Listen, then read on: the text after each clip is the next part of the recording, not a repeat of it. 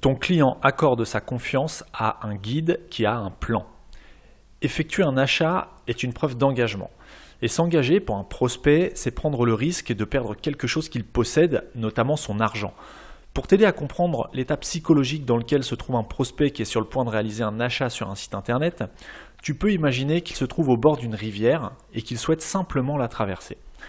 En soi, l'idée apparaît assez simple, car après tout, il s'agit que de mettre un pied devant l'autre pour rejoindre l'autre rive.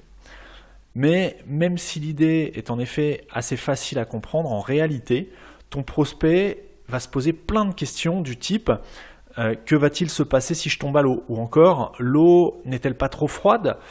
Ou encore, et si je fais un malaise au milieu de la rivière, qui viendra m'aider? Donc on voit bien ici que le simple fait de franchir un cap est une source de multiples questions. Et toutes ces questions sont d'ailleurs légitimes.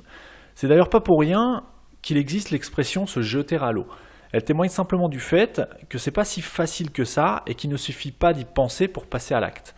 Pour reprendre l'exemple de la rivière, le plan que je vais aborder avec toi aujourd'hui dans cet épisode est comparable à des pierres qui seraient disposées dans la rivière justement.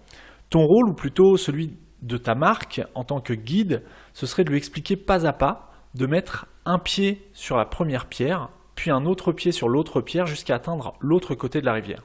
Si tu ne proposes pas de plan à ton prospect, tu lui suggères inconsciemment de douter de toi.